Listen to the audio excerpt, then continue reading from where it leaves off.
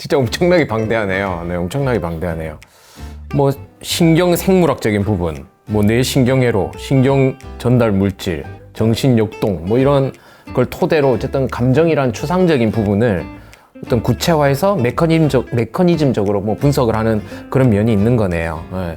그럼 이것도 제가 엄청 궁금했던 건데, 그런 부분에 있어서 유전적인 영향은 얼마나 있다고 보시나요?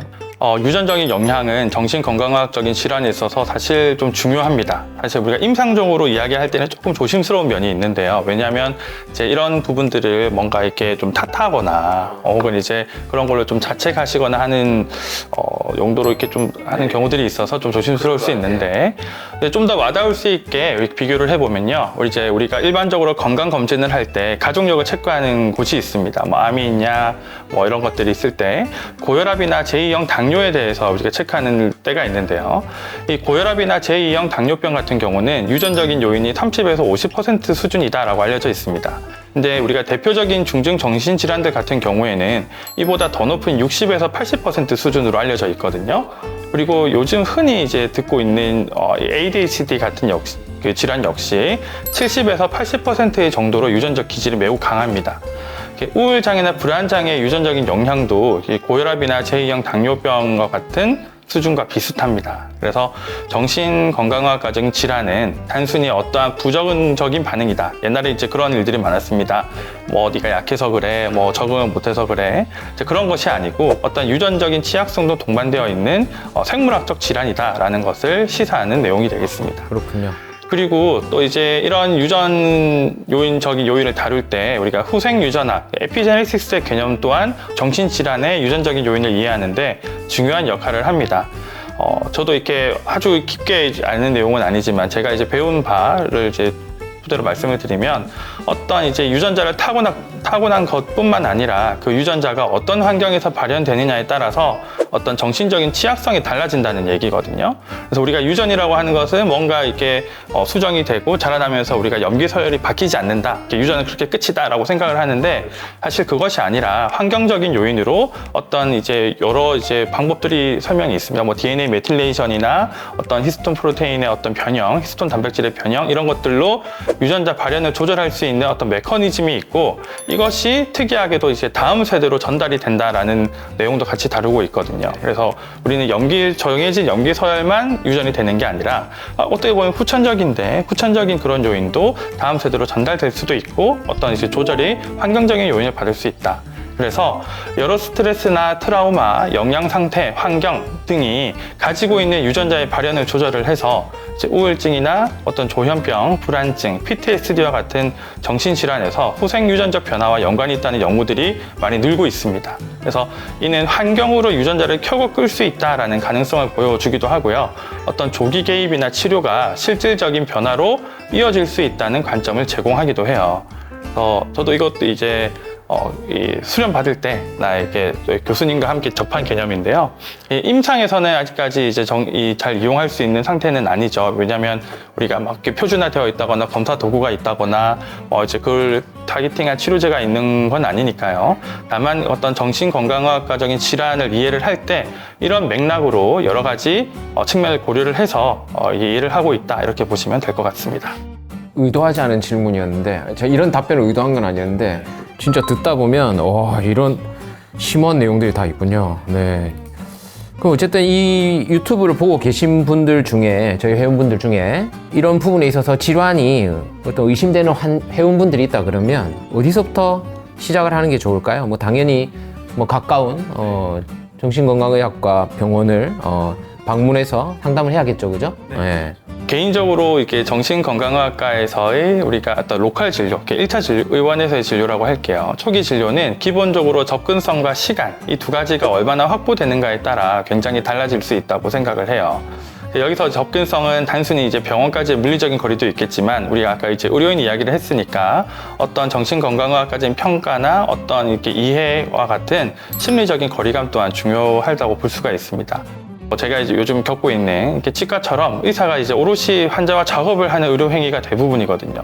다 이제 말로 다 설명을 해야 되고, 말로 다 평가를 해야 되고, 다 관찰을 해야 되고, 함께 시간을 많이 보내야지 우리가 진행이 될 수 있는 그런 영역의 문제입니다. 그래서 환자 본인의 시간과 또 치료자가 가질 수 있는 시간, 이런 것들이 중요한 이슈가 됩니다.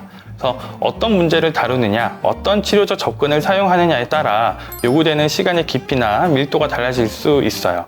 우리가 대학병원 같이 매우 바쁜 곳이나 아주 이제 사람이 많은 곳 같은 경우에는 아무래도 이렇게 시간을 낼 수가 어려워지고 하니까요. 그래서 이 선택할 수 있는 선택지가 조금 오히려 줄어들 수 있죠. 또 약물 치료에 대해서 이제 간략히 이야기를 해보면요. 그래서 이제 다들 이런 불만들이 있어요. 뭐 약만 주고 끝이다. 뭐 이런 말들이 저희 또 흔히 많이 듣는 이야기이긴 한데, 근데 약간 이게 다른 관점에서 보면 이게 정신건강학과적인 치료 방법에서 이제 약물 치료는 사실 가성비가 아주 좋은 치료 중 하나라고 할 수가 있습니다. 다만 이제 우리가 다른 과적인 어떤 수술, 시술, 뭐 항생제를 썼을 때의 반응, 이런 것처럼 좀 즉각적이고 상대적으로 빠른 치료 결과를 기대하는 마음이 있다 보니 막상 약물 치료를 시작했는데 그 경과에는 실망하는 분들도 좀 있는데요.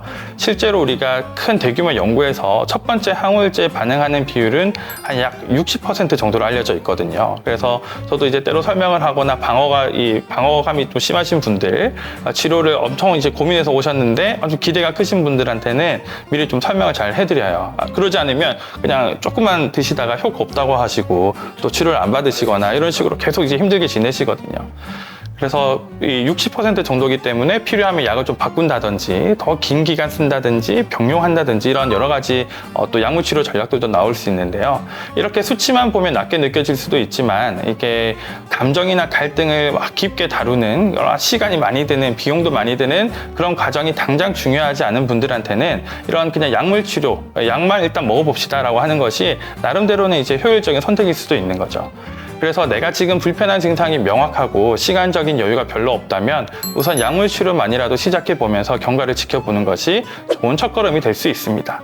반대로 시간이 좀 있고 나의 어떤 정신 건강이나 내면 구조에 대한 관심이 있다. 나에 대한 좀 이해를 해보고 싶고 또 치료자가 이러한 것이 도움이 될 수 있습니다라고 권유를 하기도 하거든요. 이제 그런 경우에는 약물 치료 외에도 다양한 치료 방법들이 존재합니다. 또 특히 요즘에는 전자약이나 우리가 TMS 같은 자기장 치료도 있고 또 비약물적인 치료로 뭐 흔히 하는 인지행동 치료, 그리고 분석적인 기법을 이렇게 좀 사용하는 아주 심층적인 정신치료 같은 이제 그런 것들이 이제 가능한 그런 것이 오늘날 그렇습니다.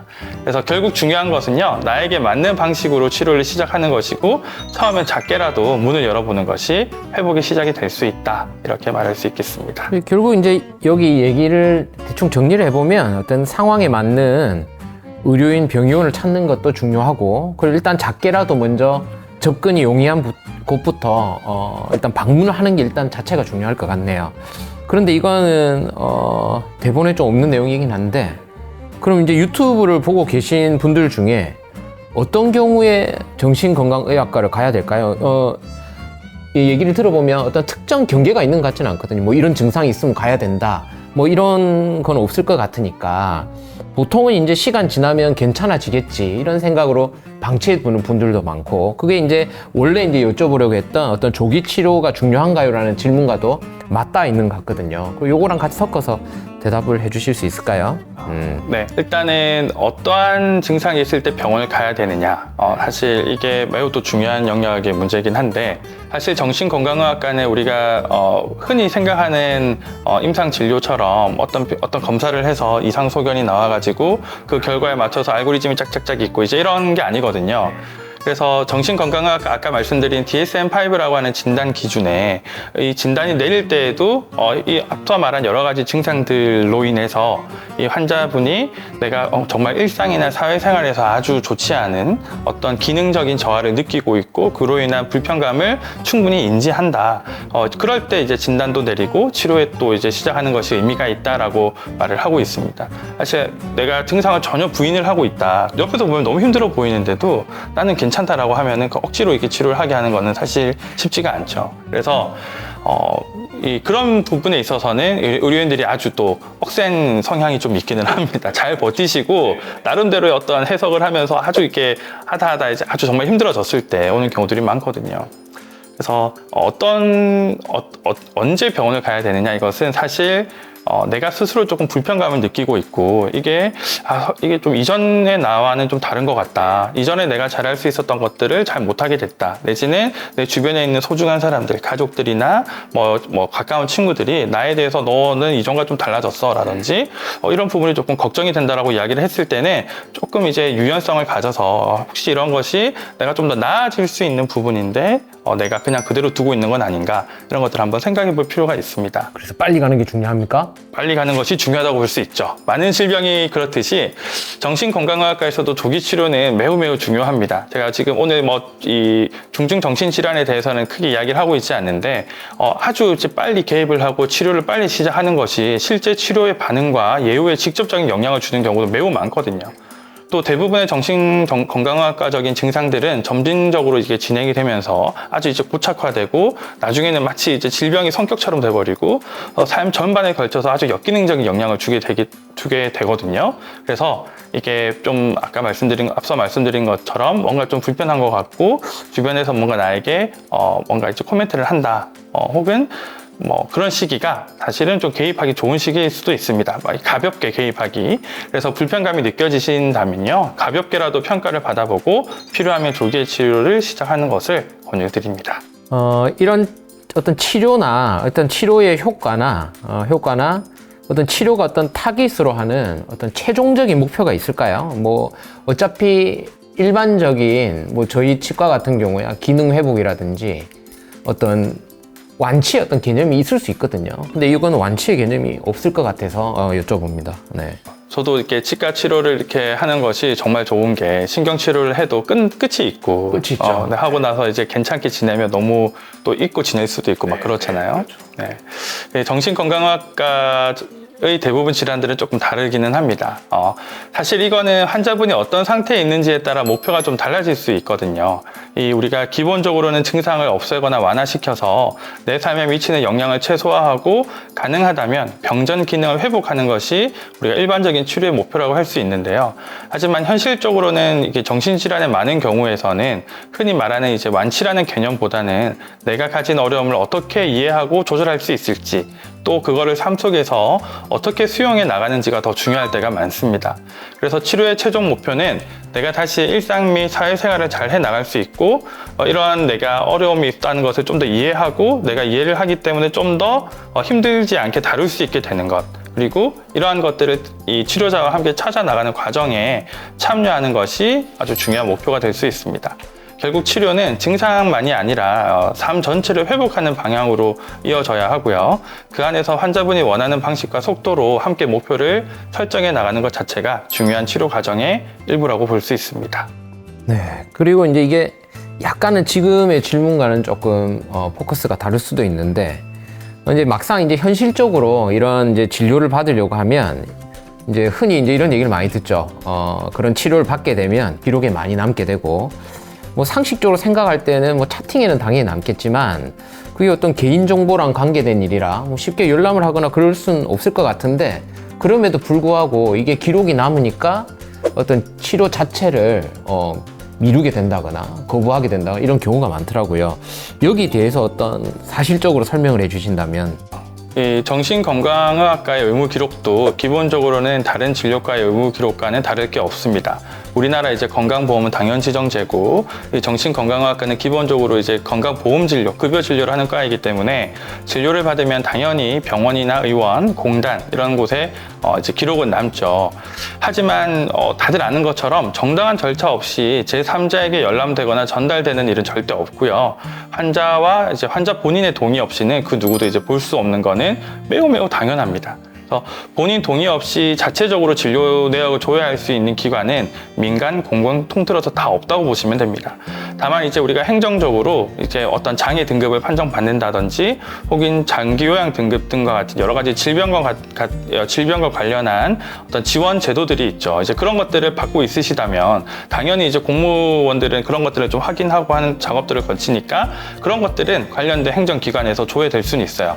저도 이제 운전면허 이제 판정위원회 이런 것들을 하는데 거기서도 우리가 치매 진단을 받았거나 혹은 이제 아주 이제 중증 정신 질환으로 어떤 이제 뭐 장애 등급이 등록이 되거나 이런 경우에는 이제 이 경찰청으로 이제 그런 것들이 좀 조회가 되나 봐요. 그래서 이제 그런 정보들이 와서 확인하는 그런 절차들이 있기 때문에 있을 수는 있습니다. 근데 결국 그것도 내가 뭔가를 어떤 뭐 지원 혜택을 신청을 하고 그러면서 동의를 했기 때문에 가능한 것이지 내가 질병과 관련하여 아무런 조치를 취하지 않았다면요 볼 수 있는 방법은 이 범죄와 관련되지 않고서는 없습니다. 범죄도 이제 우리도 흔히 커뮤니티에 이런 이제 사례들이 공유가 되는데요. 뭐 경찰이나 뭐 검찰이 뭐 진료 기록을 요청한다. 정식 공문이나 이런 것들이 없으면 당연히 하질 않아요. 오로지 저희 이렇게 의사의 어떤 결정 밖에서 진료를 기록을 제공해야 되는 경우는 판사가 아주 본인의 직접적인 권한으로 기록을 가져와라. 그런 경우 말고는 없습니다. 그래서 실제 진료실에서도 이런 질문을 정말 많이 받거든요. 그래서 저는 보통 이렇게 설명을 드립니다. 우리가 이제 다른 사람의 주민등록 등본이나 통장 내역을 마음대로 열람할 수 없듯이 이 의무 기록은 매우 철저한 비밀 보장이 전제되어 있는 정보다. 그리고 가족이 봐도 본인의 동의가 없으면 안 보여준다고 이야기를 합니다. 다만 예외가 있기는 해요. 만약에 제가 어떤 청소년이나 환자분 진료를 보는데 뭐 자살 사고가 있다든지 혹은 위험한 어떤 계획이 있다든지 이럴 경우에는 제가 가족에게는 이야기한다. 뭐 이런 식으로 그런 것들은 이제 대부분의 정신과 의사들이 치료 초기에 이런 경우는 이렇게 합니다라고 이야기를 하거든요. 그 외에는 아주 이제 우리가 비밀 보장에 아주 민감하게 반응하고 있다. 오히려 이제 다른 과보다 정신과 의사들이요, 정신건강의학과 의사들이 훨씬 더 민감하고 또 이제 우리 이런 기록에는 사적인 이야기들이 많이 오가기 때문에 의사 입장에서도 이 기록들이 어떻게 다뤄져야 하는지에 대한 민감도와 책임감이 굉장히 큽니다. 마치 변호사가 의뢰인의 비밀을 지키는 것처럼 정신건강의학과 의사 역시 환자분의 이야기를 지키는 것을 아주 가장 기본적인 윤리로 생각하고 수련도 그렇게 받습니다. 그래서 혹시라도 기록이 남는다는 이유로 진료를 망설이고 계신 분이 있으면요, 그 걱정 때문에 도움받을 기회를 놓치지 않으셨으면 좋겠습니다. 그리고 또 이야기를 하시면 돼요. 진료를 보면서 난 이런 것들이 혹시 나중에 어떻게 노출이 될까 걱정이 돼요. 또 의료인이라면 선생님 혹시 같이 또 의사시고 한데 또 이야기할까 봐 걱정이 돼요. 이렇게 하거든요. 그러면 또 이야기를 합니다. 그래서 어떤 걱정거리, 드는 생각 이런 것들은 치료자 앞에서 다 오픈하시면 다 이제 그런 것을 다루는 게 정신건강의학과이기 때문에 충분히 설명을 하시면 또 치료자도 충분히 설명을 해 주실 거예요. 야, 너희 임플란트 얼마야? 이런 거 물어보면 저도 화를 내긴 하는데요. 진료비에 대해서는 좀 궁금하거든요. 진료비는